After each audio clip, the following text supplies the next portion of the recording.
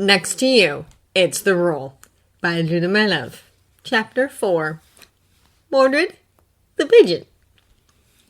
The fourth rule to know when staying in Camelot correlates with the second. It is important to be able to tell the difference between the fights that the king and his court sorcerer have.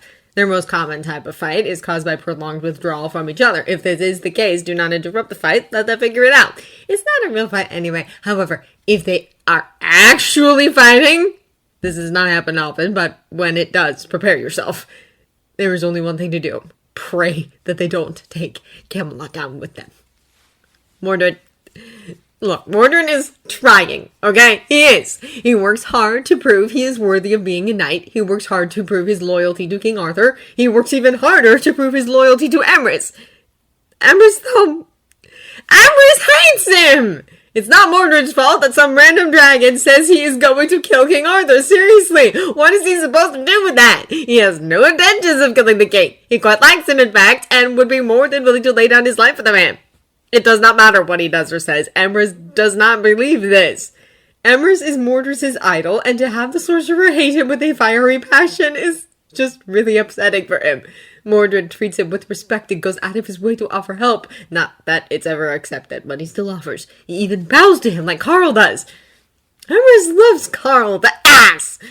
Carl, he means. Carl is an ass. Mordred would never call Emrys an ass because he likes Emrys and respects him and always goes out of his way to help him.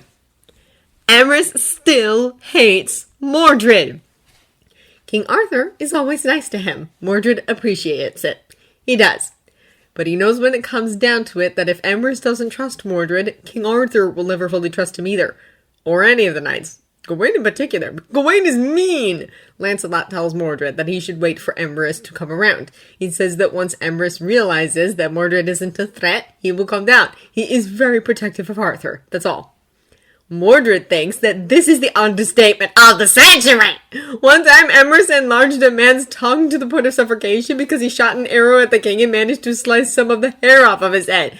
Naturally, he waited to do this until Arthur left the room and then claimed ignorance when he returned. Mordred, being super loyal to Emrys, promised not to tell the king, and he didn't. Part of Mordred thinks that it was to show him what would happen if he tried to kill the king. The other part thinks it would have happened whether or not he was in the room because Emrys was far too angry to have planned the ordeal.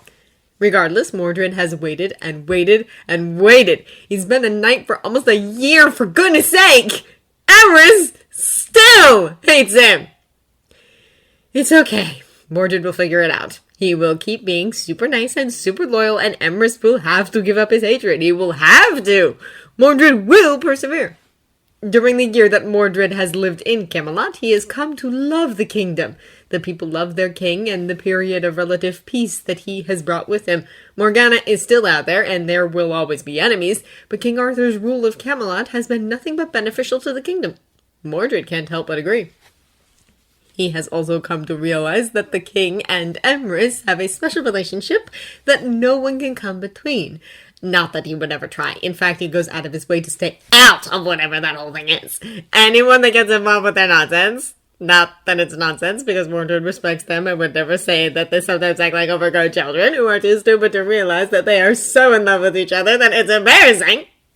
Ends up in horrible situations like being beheaded or covered in cow entrails. Mordred wasn't able to eat meat for 2 months after that fiasco. It was terrifying. Anyway, it's an agreement among all of Camelot's people to let them figure it out for themselves, and Mordred is happy to do just that. They are training when it happens. Lancelot is leading the session because Leon has to attend some meetings and Arthur is always busy nowadays. It's a beautiful day. It is the end of summer, the breeze creates the perfect temperature, and not a cloud is in the sky. Mordred thinks it's going to be a good day. It has been so far. Nothing could have prepared him for how wrong he was. He turns his head in time to spot Leon running toward the field. Running! He stiffens, hearing the other knights follow, preparing their bodies and minds for war, because that is the only reason why Leon would be running toward them like a madman. They're fighting! Leon shouts, red-faced and out of breath. Who? Lancelot asks. Arthur and Merlin. They fight all the time? Elian says. No, they are really fighting. A real fight, Leon clarifies. Gawain blanches and sucks in a breath. If that's the case, I just want you all to know that it was an honor to serve with you. I've never known braver men. He unsheathes his sword. I will miss you almost as much as I miss ale. Lancelot throws a hand up. Hang on. Before we start saying our final words, allow Leon to explain. He nods to Leon, and they all wait for the man to calm down enough to speak. No one knows what happened. A maid heard some shouting from Arthur's chambers, not their usual shouting. It was really loud yelling, accompanied by the sounds of objects shuddering. She sent for one of the guards who sent for me. By the time I got there, Merlin was storming out and Arthur was sitting on the ground and surrounded by broken plates and goblets. When I tried to ask him what happened, he threw one of the shots at me. Gawain was right. We should all take this time to find the people we love and spend our final moments with them, Elgin says. Lancelot rolls his eyes. It gets worse, Leon says. Worse? How can it get worse? Percival asks, looking a bit green. Mordred wonders if he looks the same. He certainly feels that way. Merlin has confined himself to his room. He is refusing to come out. Gawain makes a wounded noise, far too similar to a sob for Mordred's liking. Even Lancelot is starting to look worried. He's confined himself? Yes. He said he would not come out until Arthur stops being a... I don't want to say the word, it's treason, Leon says. Mordred thinks the night may fate. Lancelot frowns. I'll go speak to him. Do you have it in you to continue the training session? I'm not sure, Leon says. Leon, this is bad. This is very bad. I have faith in you, Leon, Lancelot says, patting him on the shoulder and walking away. They don't train much. They mostly go over what to do in case of the reckoning. Gawain seems very convinced that it is upon them. By the time Lancelot gets back, they have gone over multiple scenarios and the best ways to react, such as running away and hiding in the forest. Leon is the first to spot Lancelot. He's back! Lancelot walks to them like he would to his execution. He is covered in feathers, and what Mordred hopes are tomatoes, but could also be blood. Maybe both. Lancelot sets his shoulders straight, gazing at them each with as much dignity as he can gather while looking like a bloody chicken. I'm going to go find Gwen. My hope is to spend the last of my time with her. It was an honor serving with you men. Then he turns around and walks away. He walks away! Lancelot walks away! Gawain really does sob this time. Leon prays. Percival lies down on the ground and curls into the fetal position. Leon just stares, emotionless in the face of death. Mordred doesn't know what to do. He is worried, but surely it can't be that bad. They'll figure it out, right? They always do. Leon puts a hand on his shoulder. You are young, Mordred. You do not understand the things we do. Trust us when we say that there is nothing we can do to stop the inevitable fall of Camelot. He dismisses the knight's training. The men close enough to overhear their conversation spread the word of what's happened. There isn't a lot of talking after that, besides the occasional scream of horror or cry for help. Merlin hasn't left his room at the end of the night. He refuses to open the door for any food or water because Arthur has guards standing outside, waiting to grab him at the first opportunity. On the second day of Merlin's self-imposed confinement, word spreads through Camelot. He refuses to talk to anyone. Not even Gaius can draw him out. Every once in a while, Arthur is found screaming at him through his door, threatening him with all sorts of things if he doesn't come out. He doesn't. Sometimes he screams back. Sometimes he ignores Arthur until he goes away. Words cannot be used to explain how infuriated Arthur is. He takes his meals in his room and only leaves for the most important meetings. No one dares to speak to him. Even then, he lashes out at everyone in his vicinity. They've implemented a system throughout the entire castle. If someone cacaws, that means Arthur has been spotted, and it's a warning to run in the opposite direction! It works pretty well. Arthur hasn't a clue. At the end of the second night, Mordred is hiding in his room. It seems that it has become popular for most knights to do so. If you are hiding, you can be yelled at or beheaded.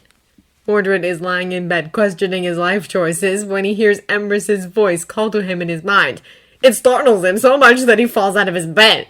Emrys never speaks to him through their minds. Not ever. He barely speaks to Mordred in general. Emrys? There's about a minute of silence before he speaks again. Mordred wonders if he is debating contacting Mordred at all. I want to make something very clear. I still hate you. Do you understand? I hate you very much. Yes. I understand, Emrys. Good. As long as we have that clear, I need to ask something of you. Mordred stands up straighter, even though he knows Emrys cannot see him. Yes, my lord. I need you to go to the kitchens and gather a basket of food and water. Then I need you to sneak out of the castle and place it below my window. Mordred has always wanted to be of service to Emrys. He would lay down his life for him as equally as he would the king. This though, getting in between their argument? Mordred likes his head, thank you very much, and he hates cow entrails. The king said, Arthur can shove it up his ass. Whose side are you on, anyway? How is he supposed to answer that? If he says he's on Emrys' side, Emrys will think he's against Arthur and plotting to kill him. If he says he's on Arthur's side, Emrys will think that he's not loyal to him. There is no winning, not in Mordred's life. He should have stayed in the forest with the druids. I feel like I should refrain from choosing, as I am loyal to both of you. You will let me starve to death, then? Mordred shakes his head. No, I'll protect you with my life. Then I need you to get me a basket of food and place it under my window. I have magic, Mordred. Oh, Mordred feels stupid. While I will still hate you, I will be extremely grateful if you do this. Okay, Emrys, I will be there soon. Thank you. Make sure no one sees you. I will. Mordred promises before sneaking out of his room. He's been on enough patrols through the castle to know how to move around unnoticed. He grabs what he can from the kitchen, including several pieces of pie that he knows is Emrys' favorite. He will kill him with kindness, Mordred thinks. Kill might be the wrong word. Mordred is not killing anyone except for enemies of the crown. He will defeat Emrys' hatred with kindness. Yes, that's it. I am here, Emrys. Emrys pops his head out the window. He looks like he hasn't slept the entire time he has been in there. He levitates the basket up to himself, grabbing onto it with hands that appear much shakier than normal. Thank you, Mordred. Is there anything else I can help you with? You do not seem well. He doesn't mention why Emrys might not be well. Emrys may look frail, but that doesn't mean he can't smite Mordred down without a second thought. I'll be fine, thank you. I could fetch Gaius. That will be all. Thank you, Mordred. I really do appreciate the help. Mordred knows when not to push, and he definitely isn't going to push Emrys. Mordred nods up at him. I'm glad I could be of service. If you need anything else, please do not hesitate to ask. The smallest lift of the corner of Emrys' mouth is more of a smile than Mordred has ever seen from him. He nods back before closing the window. Mordred thinks this is a win, especially when later, right before he falls asleep, Emrys speaks to him again. Thank you for the pie. You're welcome, Emrys. Mordred goes to bed with a smile. Mordred is an idiot! How dare he think that his life could get any better? The third day starts the same as the second. Word continues to spread and the townspeople grow restless. Arthur is still snapping at anyone that dares to step within his sight, and the rest of the castle is walking on eggshells. It is around dinner when Emrys maintains that he will not be opening his door even for food that the king loses his patience. If Mordred were not a loyal knight, he would say the king could not lose something of which he did not have to begin with, but Mordred is a loyal knight, so he doesn't say that. Mordred is discussing the merits of living in the forest with Elliot and Leon when Lancelot rounds the corner wide-eyed. He's ordered the guards to ram down Merlin's door!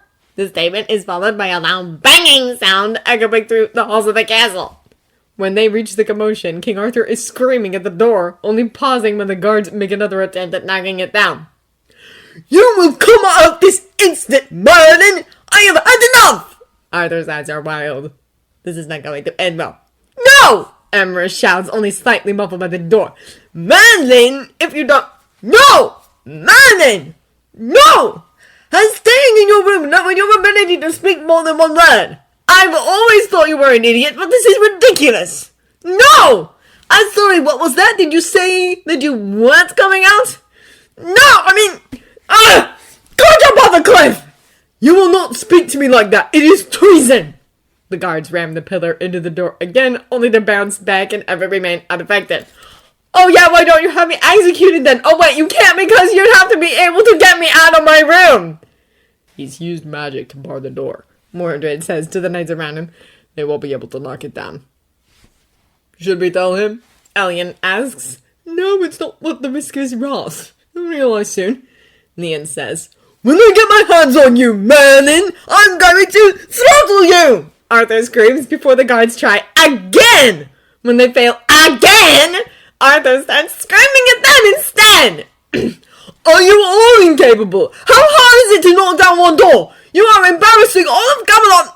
A laugh comes through the door. Arthur spins on his heels. Merlin, if you used magic to lock this door, what are you going to do about it? Merlin says smugly. Mordred can imagine the shit-eating grin on his face.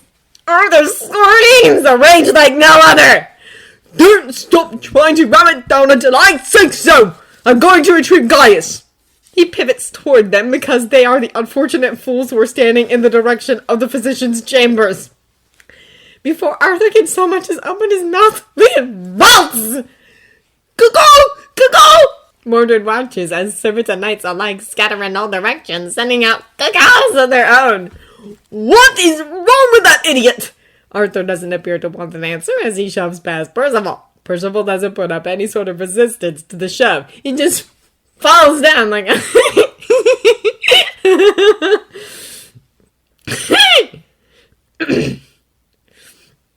He just falls down like a massive tree, somehow able to be knocked down by an angry bunny.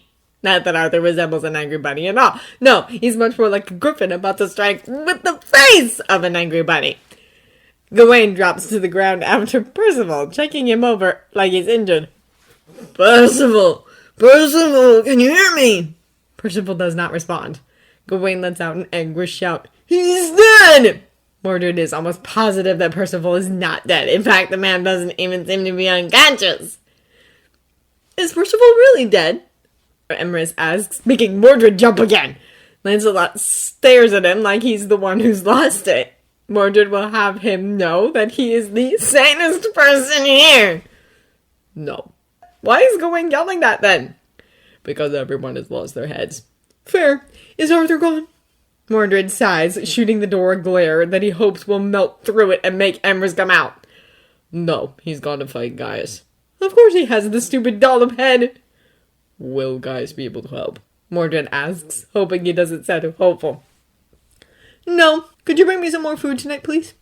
Mordred deflates. Sure, I will be up after dinner. Thank you. Is there any chance I could bother you with one more favor? Anything, Emrys. I am here to help. Would you mind fetching me some water so I can take a bath? I can send down 2 buckets when you bring the food. I would be ever so thankful. Mordred says again.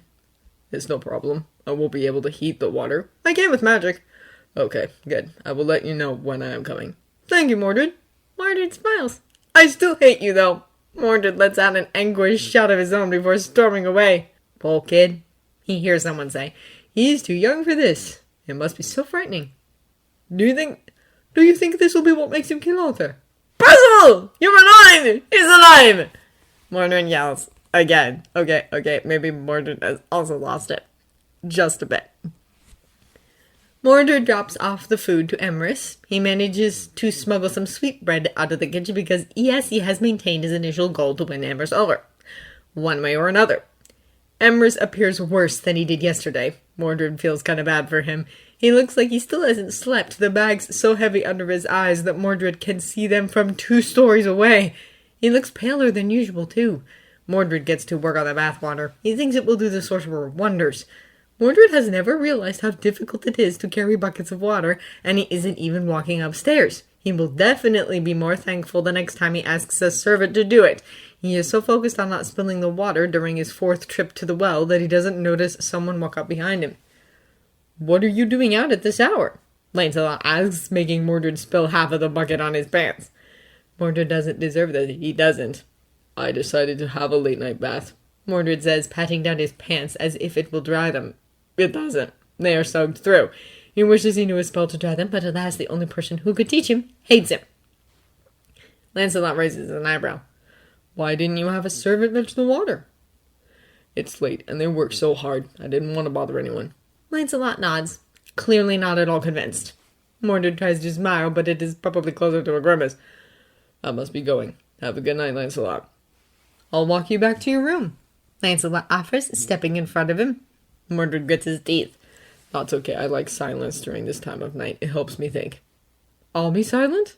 And here Mordred thought he liked Lancelot. Mordred stares at Lancelot as he stands in front of him. He sighs. He's been doing that a lot lately. They're for Emrys, he admits, knowing that Lancelot will stand there with a disappointed look on his face for all of eternity if Mordred allows it. Lancelot doesn't appear shocked. He's been speaking to you through that weird mind thing, hasn't he? Mordred's shoulders droop. Yes, I've brought him food the past 2 nights. He asked if I could bring him some water for a bath tonight. He doesn't look well. I think it will help. Lancelot shakes his head, grabbing one of the buckets from Mordred and gesturing for him to lead the way. The only thing that will help is seeing Arthur. Have you got any idea what this is about? He asks because no one had mentioned anything, and Mordred has been listening carefully for word of anything having to do with the king and Emrys. No, neither will say what happened. When they reach Emrys's window, Emrys glares at Mordred. I'm sorry, Emrys. He spotted me. Mordred is sorry, all right, but it isn't about that. He feels sorry for himself more than anything. He sets the bucket down so the warlock can levitate it to his window. Lancelot sets his bucket down as well while shooting Emrys a disapproving glare worthy of Gaius's. Tell Lancelot to stop giving me that look. He says to stop looking at him like that. Mordred relays. Lancelot's eyes. Mordred can relate. Tell him that I beg him to please come out, if not for me, for the sake of Camelot. Mordred shares the information with Emrys. Emrys is not impressed. Tell him I can't. Arthur knows what he has to do if he wants me to come out. He says that he can't, and that Arthur knows how to get him to come out. Mordred says, feeling like a pigeon. Mordred is not a pigeon. He is a knight, damn it. A loyal one, at that. Tell him that if he could just tell me what is going on, I could help. Lancelot pleads. Mordred does. Tell him that Arthur knows what he has to do. I will not leave this room a second sooner. Emrys gives them one last look before closing the window and walking away. Mordred hopes that 8 buckets of water are enough for his bath. On the 4th day, a riot breaks out. Half of the knights are sent to control the crowd. The other half are sent to help King Arthur find a way to scale the side of the building to reach Emrys's window. He's pretty sure he heard that the king plans to have them form a human staircase. Mordred can't decide if he's happier to be on riot duty or if he would have preferred being a step for the day. The moment he arrives with the other knights, chaos greets them. Mobs of people litter the roads leading up to the castle. They are screaming and chanting words that Mordred cannot make out. Some have pitchforks, others have torches. Everyone else is armed with whatever they can find, potatoes and cabbages common among them. Children are crying, knights are scrambling. It's a mess! It's the end of times! Someone yells, running from the crowd. It's Carl. He realizes Mordred hates Carl. He's an ass. A cowardly ass. Shut up, Carl! Gawain yells as they attempt to make their way through the crowd. Mordred finally realizes that they are distinctly divided in half. As they near, the chants become more distinct. Long live the king! One half yells, throwing potatoes at the other half. Long live the queen! The other half yells, returning their potatoes with cabbages and a few eggs. The queen? Mordred yells over the chants. He knows that some of the knights call Emrys the queen, but surely it hasn't reached the entire citadel, especially to the point that half of them are actively choosing Emrys over the king. Mordred knows for a fact that is treason. They mean Merlin. We are the only ones who consider him the queen. Lancelot clarifies as if reading his thoughts. Everyone adores him. I'm surprised it took this long for a riot to break out. Long live the queen! Gawain shouts, barely having time to dodge a potato. God damn it, Gawain, we are supposed to be impartial! Lancelot yells. We all know whose fault this is, lads. Don't act like you don't agree. It doesn't matter whose fault it is. We are supposed to calm the crowd, not encourage them. Lancelot is not one to lose his patience. Mordred is really seeing a new side of him throughout this whole ordeal. He thinks it must have been the chicken feathers that did him over. He still mutters about them every now and then. Long live the queen! Carl shouts. There you go, Carl! What a man! Gawain says, patting Carl on the back. Lancelot hits himself in the face with his palm. Mordred pats him on the arm, whispering encouraging words that probably don't sound all that encouraging.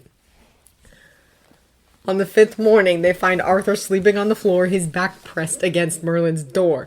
The guards on duty found a blanket to cover him. Mordred has a feeling that Emrys is sleeping pressed against the other side of the door. It's heartbreaking, but no one mentions it. They aren't that stupid. Arthur looks just as bad as Emrys. Mordred has made trips to Emrys's window each night, sometimes accompanied by Lancelot.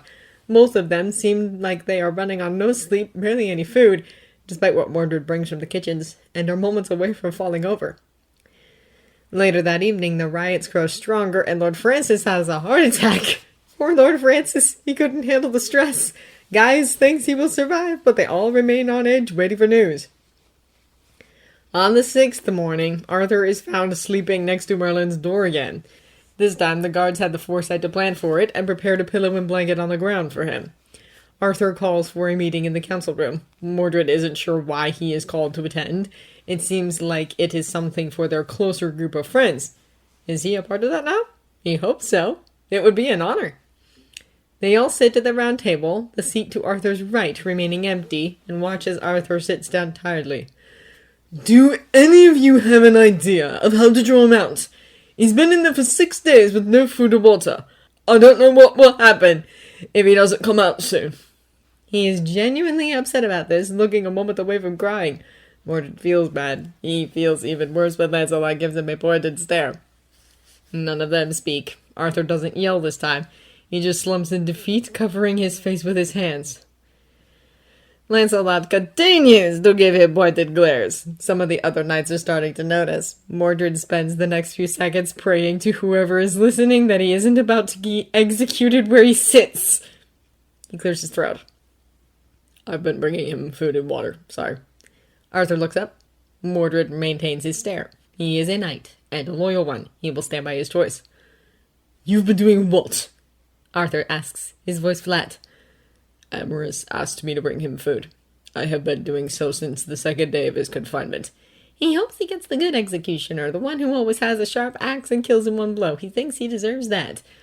I've brought him bathwater twice as well. He adds because he's already dug his grave. Might as well lay it all out there. Arthur's head twitches. Mordred wishes he had someone to say his goodbyes to. And how have you been doing that? His door has been heavily guarded, and I haven't seen you close enough to the door to speak to him. How did he ask you if you haven't spoken to him? He's too calm for Mordred's liking. He thinks it's better when the king yells. As you know, I'm a druid, sire. We can speak using our minds. Arthur twitches again. I've been sneaking out of the castle and taking it to his window. He levitates it to himself with magic. Arthur continues to stare at him. He told me last night that when you are ready, he will have his list of demands. Mordred shouldn't have said that. He should not have said that. The look on Arthur's face. He should just go grab the axe himself. It'll be quicker that way. Does he now? Arthur leans back in his chair. Can you speak to him from here? Yes, sire. Mordred does not like where this is going. He is not a pigeon, damn it! Tell Merlin that he doesn't get to demand anything. I am the king, and he will do as I say. Mordred shrinks back, looking to Lancelot for guidance. Don't look at Lancelot, Mordred. You will tell Merlin right now. That is your order. Okay. Mordred can do this. He can. Amherst, I have a message from Arthur. Oh? What is the message, Mordred? I can't wait to hear. Maybe he can't wait to hear it, but Mordred can wait to give it. Mordred squints his eyes shut in anticipation. He says that you don't get to demand anything because he is the king, and you will do as he says. Tell Arthur that it will be a cold day in hell when I do anything he says. Mordred does not want to tell Arthur that. He does, though, because he's loyal and Emrys asked it of him. He steals himself, the occupants of the table all staring at him with a mixture of pity and horror. Emrys says that it will be a cold day in hell when he does anything, you say. Arthur's fist pounds the table. Mordred flinches. You tell him that if he doesn't come out of his room, I will burn all of his magic books to ashes. Mordred tells him, because he is now a pigeon. That's okay. He'd rather be a pigeon than beheaded. He can hear Emrys's smirk when he replies, I spelled them all to be fireproof. He spelled them all to be fireproof. Mordred says, flinching back when Arthur throws a goblet at the wall. Tell him that you will no longer be bringing him anything. If he wants food or water, he will have to come out of his room. Arthur says. Mordred looks down at the table, considering what he's about to say next, and saying it anyway because he's already resigned himself to death. I beg you to see reason, sire. Reason? You dare— If I don't bring Emrys food, he will starve himself. He is too stubborn for his own good. I don't know what this argument is about, but I know he'd starve before relenting. Arthur glares at him. You will do as I say, Mordred. I am the king! And Emmer says, The Queen, he wants to say. Mordred sees that for what it is. He doesn't think it's the time to bring up that little tidbit of information, though. well, he's Emmer's, sire. He finishes lamely. The name in itself gives him a solid enough argument. Mordred's got this. Is he now? Be that whatever it may, my order trumps his. Not this time, Mordred declares, sounding stupidly brave. Emphasis on the stupid. He watches as several expressions of shock register through the room. Dear God, he's really done it this time. Mordred does not got this. Excuse me? Mordred is on a roll with the stupidity. He'll be damned if he stops now. If you would just reason with him, consider what he's asking of you. You don't even know what he's asking of me. Mordred takes a deep breath. He will stay calm. He will stay calm. No, I don't. What I do know is that he doesn't look well, sire. The few times I have spotted him, he looks like he's wasting away. I've offered to bring him something from Gaius, but he refuses. I'm worried about him. He takes another breath. I am loyal to you both, sire. I would lay my life down for yours. But you must understand that as a druid, I am loyal to Emrys first. Even despite being a druid, I will always be loyal to Emrys first and foremost. I am loyal to you because I am loyal to Emrys. Because he has more trust and faith in you than I've ever seen one have for another. As such, I will not see him harmed. There. He said it. He said it. I would never... Ordering me to stop bringing him food and water is harmful. He is not in the condition to go a single day without either. He will, though, if you refuse it of him. As long as he is willing to accept them from me, I will continue to bring them to him against your orders if need be. Mordred tries to hide the fact that he is shaking. He will remain strong. Is it really that bad? Arthur whispers, looking crushed at the thought. Mordred nods. Yes, sire. Another moment of silence. Sire, if I may. Arthur chuckles mirthlessly. I think you already have, Mordred. Mordred takes that as a yes. As I said, I do not know what this argument entails or what Emrys is demanding. I do know, however, that he never asks something of you that he would think is unreasonable or harmful to you in any manner. I'm sure that whatever it is, he has a good reason, even if it is hard for you to see it. Arthur continues, staring at him. Mordred does not waver as he meets his eyes. He doesn't know where this courage came from, but he is not going to look a gift horse in the mouth. Doesn't he hate you? Arthur asks, his tone more confused than anything. Yes, sire. Yet you are willing to defy me for him. Yes, sire. Arthur looks at him expectantly. Emrys isn't just Emrys. He's Merlin. A man who, as nothing more than a child, was told he was to bear all the weight of Albion on his shoulders. That he was to do it by himself for years, living in the fear that if he was found out, he would be executed. Despite this, he's done it with more grace and dignity than anyone else could ever hope to manage. He is the most courageous man I have ever met, and still one of the most humble. He cares for the people. He doesn't care for you, Arthur argues. For good reason. No, not for good reason. He treats you like the enemy because of something a dragon said. A dragon who speaks prophecies that could very well come true. Of prophecies that have come true.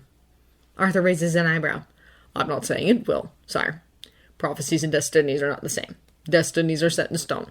They are written in a way that there is no changing them. You are destined to be the once and future king, just as Emrys is destined to stand by your side and be the most powerful warlock to have walked the earth. Together you will lead Albion into the Golden Age. That is undeniable. Prophecies, however, are possible outcomes. They are the results of the choices we make. It is prophesied that I am to be the one to kill you. That does not mean I will be the one to kill you. It means that, given a set of circumstances, I could be. He pauses, gathering his thoughts. Tell me, sire, how long have you known Lancelot? Arthur looks at Lancelot before returning his gaze to Mordred. Many years. Do you trust him? With my life, Arthur swears. But if tomorrow Kilgara were to tell you that Lancelot was prophesied to kill Merlin, that one of his choices could very well lead to Merlin's death, what would you do? I wouldn't believe it, Arthur determines after a moment, sounding hesitant enough for Mordred to carry on with his argument. Maybe not right away, but the thought would fester. You would never trust him with your life again, and you certainly wouldn't trust him with Merlin's. Mordred says, Am I wrong? The king purses his lips. They all know that is the only agreement he will give. You would start to push him away. A man whom you have known and trusted for years, one of your closest knights and advisors, would become nothing more than a threat, the enemy, all because the dragon told you that there was a possibility that he could be the one to kill Merlin. Merlin would be angry about it. Lancelot is one of his best friends. You wouldn't care, though, because the mere thought of his death is enough for you to turn on one of the very few people you actually trust. They all continue to stare at him, whether in awe at his boldness or horror at the thought he has presented. He frowns. Now imagine that instead of Lancelot, it is a new knight that the dragon tells you is prophesied to kill Merlin. This is someone you do not know. Someone who hasn't spent years building your trust, hasn't even lived in Camelot for most of his life. He's an outsider, and you were just told that he could very well be the one to run Merlin through. If you were willing to do all of that to Lancelot, what would you be willing to do to him? The better question is, what wouldn't you be willing to do for Merlin's sake? Arthur doesn't seem to know what to say to that. Mordred clears his throat and says softly, I do not fault Emrys for his hatred of me. He cares more for you than he cares for anyone else. More than everyone else combined, I'd be willing to say. He would do anything for you, has done everything for you. He would protect you with his dying breath. This is not a secret. To have to constantly see the man prophesied to kill the one you love most after losing so many others is terrible, I imagine. Enough so that I have considered leaving multiple times if only to cause him less pain. I have not, though, because I am very careful of my choices, sire. Knowing that one of them could lead to your death keeps me vigilant and wary. I remain here because I have chosen that. Through anything and everything, I will be loyal to you and Emrys until my dying breath. I can only hope that in doing so, I will one day prove to Emrys that I am of no threat to you. Until that time, it is important that you know I do not resent Emrys for his hatred. I am loyal to him and will do everything in my power to help him. Currently, that means bringing him food, drinks, and bath water in the dead of the night until your disagreement resolves and he can leave his room. No one speaks when he's finished. They remain silent as Arthur gathers his thoughts. Thank you, Mordred, for your honesty. I have much to think about, he said, his voice strained. Mordred nods. I hoped it helped, sire. I apologize for being abrupt. Arthur stands ready to leave the room with a small smile on his face. It is quite all right. I need that sometimes, and Merlin isn't here to give it to me this time. He pauses for a beat, walking to the door. He turns to look over his shoulder. He is lucky to have you, Mordred. He is much luckier to have you, sire. Arthur looks down, his hand clenching the doorknob. I hope so, he whispers before leaving the room, the door swinging shut behind him. Another beat of silence. Holy Mordred! I didn't think you had it in you, Gawain shouts when Arthur is deep far enough away. You may have actually solved this, Lancelot says with a smile. Leon nods. We are forever in your debt, Mordred. Ilion and Percival are adding their thanks, but the conversation, what Mordred just said and to whom, is catching up to him. He gags. I need a bucket, I'm going to puke. Get him on the bucket! That's a bold Percival, you idiot! It's not big enough! There were more buckets! Here, give him your hat! Don't give him my... There goes my hat. I like that hat. That was my favorite hat. Shut up, Ilion. Gwen will knit you a new one. Are you okay, Mordred? Lancelot says, patting his back as he pukes into Elion's hat. I'm never doing that again. You can't make me. Mordred groans. We won't, buddy. We know it was tough, Gawain says soothingly. Mordred thinks it's the first time he's ever been nice to him. That makes the puking worth it alone. He moans. It was horrible. We know. You did well, Mordred, Lancelot says. The hat isn't holding it! The hat isn't holding it! He's dripping! The bowl wouldn't have dripped. Shut up, Percival! Mordred pukes again. I thought I was going to die. He wails, ignorant of the shouting around him. You aren't going to die, Mordred. How about we take you to Gaius and have him fix you up something for those nerves? Maybe a nice sleeping potion. Mordred really appreciates Lancelot, no matter what he said before when he was getting the bathwater. That sounds good. He mumbles. Lancelot helps him stand. What should I do with the hat? Give it back to Merlin. I am not thinking that hat going. I would rather cut off my own arm.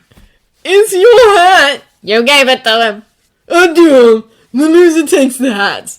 Gawain says, throwing his glove onto the ground, a determined gaze turning into one of disgust as his glove lands in the steadily growing puddle of puke. I am not picking up that glove or taking the hat back, and you can't make me. Oh, yeah?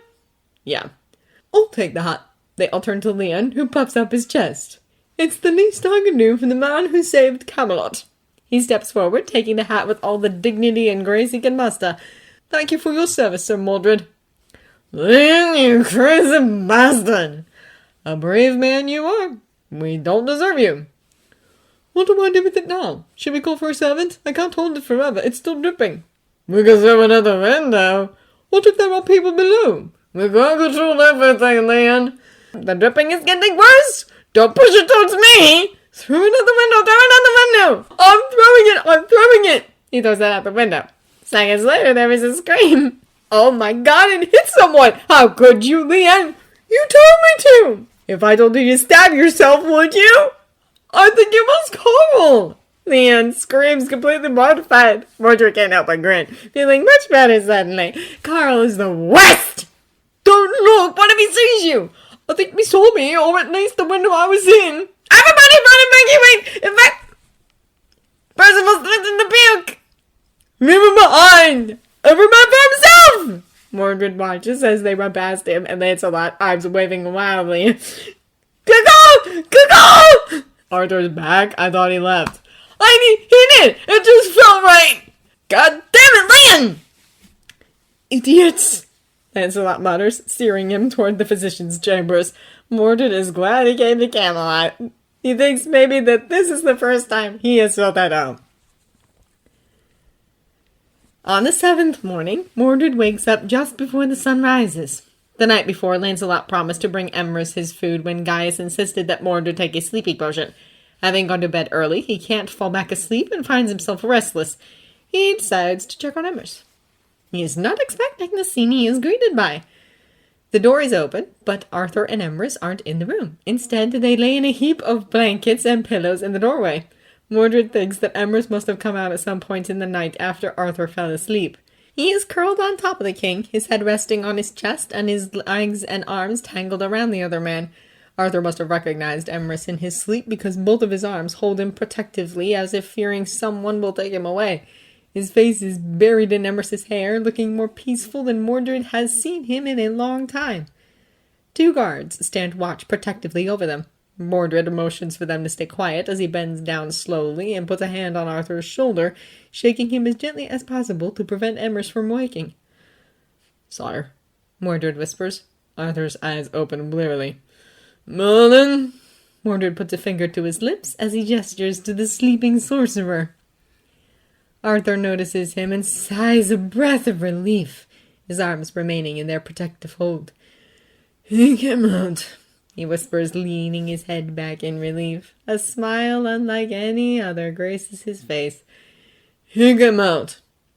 Might I suggest moving to your room, sire? You both could use the rest, preferably somewhere more comfortable than the floor," Mordred says, keeping his voice quiet as possible.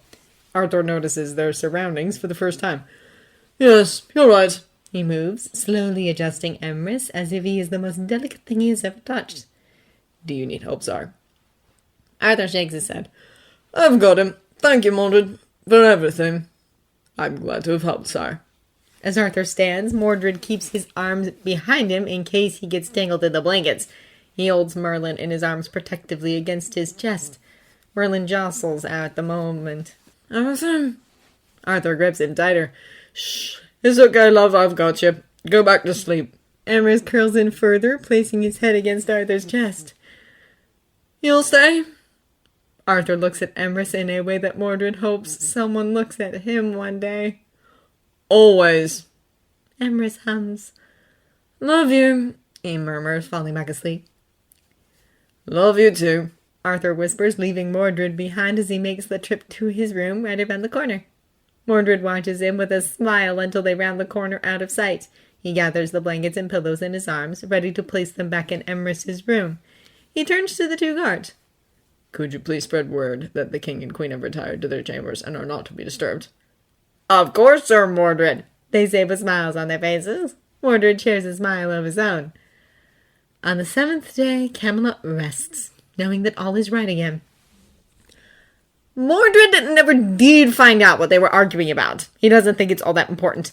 Emrys acts much nicer to him now. They aren't friends yet, but Mordred thinks they are almost there. He has even started teaching him some magic, and through Emrys's gradual acceptance, he has earned the rest of the Camelots as well.